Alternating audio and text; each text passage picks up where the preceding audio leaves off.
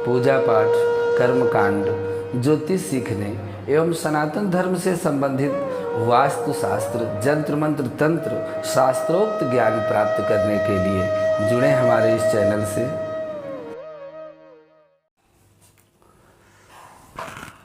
नमस्कार मित्रों, बहुत बहुत स्वागत है आपका हमारे इस ज्योतिष शिक्षा में, जहाँ पर आप अपने सनातन धर्म से संबंधित ऐसी वस्तुओं का ज्ञानार्जन कर रहे हैं जो हमारे दैनिक दिनचर्या में पारिवारिक और सामाजिक जीवन के लिए अत्यधिक आवश्यक हैं। आज आपके लिए बहुत छोटी सी एक जानकारी वास्तु से संबंधित लेकर के आए हैं। प्राय हमारे घरों में कुछ छोटे मोटे ऐसे वास्तु दोष आ जाते हैं जिसके कारण हमें बहुत बड़ी बड़ी कठिनाइयों का सामना करना पड़ जाता है। तो विशेष रूप से वास्तु का प्रभाव आज हम पूर्व दिशा से संबंधित देंगे। तो यदि पूर्व दिशा में वास्तु दोष हो तो कैसी समस्याएं हो सकती हैं, इस पर आप ध्यान देंगे। यदि भवन में पूर्व दिशा का स्थान ऊंचा हो और पश्चिम दिशा का स्थान खाली हो तो व्यक्ति के साथ सारे जीवन आर्थिक परेशानियों का सामना करना पड़ता है। इसलिए उनकी जो संतानें होती हैं उनको भी स्वास्थ्य संबंधी, स्मरण शक्ति संबंधी, पढ़ाई लिखाई से संबंधित तमाम चीज़ें आ जाती हैं और पेट आदि के रोगों से पीड़ित रहने का भी योग बन जाता है। तो इसलिए मित्रों, यदि पूर्व दिशा का स्थान रिक्त हो, पूर्व दिशा में कुछ ना बना हो, खाली हो, बरामदा हो और उसका जो ढलान है, जो उसका पानी बहने का है, वो पश्चिम दिशा की ओर बहे तो परिवार के मुखिया को आंखों में भी थोड़ी प्रॉब्लम हो जाती है। स्नायु अथवा हृदय रोग की समस्या का सामना करना पड़ता है। घर के पूर्वी भाग में कूड़ा करकट, गंदगी, पत्थर, मिट्टी का ढेर या ऐसा कुछ भारी सामान रखा हो तो गृह स्वामिनी के गर्भ में परेशानी होने का योग बन जाता है। इस तरह से यदि भवन के पश्चिम भाग में नीचा या रिक्त स्थान कोई गड्ढा हो तो गृह स्वामी के यकृत, गले, गाल ब्लैडर इत्यादि में बीमारी होने की संभावना बनी रहती है। परिवार की मझधार में ही छोड़ करके उनको बीमारियों का सामना करना पड़ता है।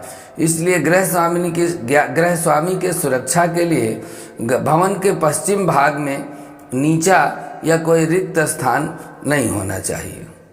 इसके अलावा यदि पूर्व दिशा की दीवार पश्चिम दिशा की दीवार से अधिक ऊंची हो तो संतान को हानि का सामना करना पड़ सकता है।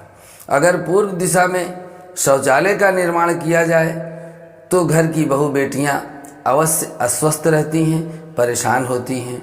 इसलिए आपको यह ध्यान देना चाहिए कि जो पूर्व दिशा है और पूर्व उत्तर से मेन दिशा जो है वह ईशान कोण की दिशा है, यहाँ पर साफ सफाई, स्वच्छता रहना बहुत आवश्यक है। यदि यहाँ हम गंदगी फैलाते हैं तो हमारे स्वास्थ्य में और हमारे जीवन में दोनों में परेशानियां आना स्वाभाविक है। यह सावधानी हमको नित्य रूप से स्वच्छता और सफाई के साथ रखनी चाहिए। इसलिए जो पूर्व का भाग है उसका जल पूर्व से ही निकल जाए, पश्चिम की ओर बह करके ना आए और बहुत से जो घर का कूड़ा करकट है उसको पूर्व दिशा की दीवार पर संग्रह ना किया जाए और पूर्व दिशा की जो दीवार है और वो पश्चिम दिशा की जो दीवार है उसमें उनके ऊंचाई जो हो तो पश्चिम दिशा की दीवार से अधिक ऊंची होना चाहिए। पूर्व दिशा में यदि शौचालय आदि का निर्माण न किया जाए। ऐसी सावधानियां यदि हम रखते हैं तो निश्चित रूप से हमें वास्तु से संबंधित परेशानियों का सामना नहीं करना पड़ता है। फिर भी यदि ऐसी परिस्थितियां नहीं हैं, आजकल तो हम किराए के मकानों में रहते हैं, वहाँ पर हम वास्तु संशोधन नहीं कर सकते हैं तो रामचरितमानस के 1 मास पारायण का नित्य यदि घर में पाठ हो अथवा वर्ष में 1 अखंड रामायण का पाठ हो तो सारे वास्तु दोष अपने आप दूर हो जाते हैं। दूसरा ये है कि घर में घंटा की ध्वनि, शंख की ध्वनि, डमरू की ध्वनि और आरती आदि की जो ध्वनि है, भगवान के नाम के कीर्तन की जो ध्वनि है, यदि इसका वातावरण घर में सब जगह पहुंचता है तो भी वास्तु दोष समाप्त हो जाते हैं। घर के मुख्य द्वार पर यदि हम भगवान गणपति की स्थापना करते हैं तो भी वास्तु दोषों का समापन हो जाता है। इसके अलावा भगवत गीता के एक अध्याय का पाठ यदि घर में होता है, वैदिक मंत्रों का उच्चारण होता है और नहीं तो कुछ केवल श्री हरि नाम का कीर्तन यदि घर में होता है और वह कीर्तन की ध्वनि घर के प्रत्येक स्थान तक गूंजती है तो उस घर में किसी भी तरह का वास्तु होने पर भी वह प्रभावी नहीं होता है।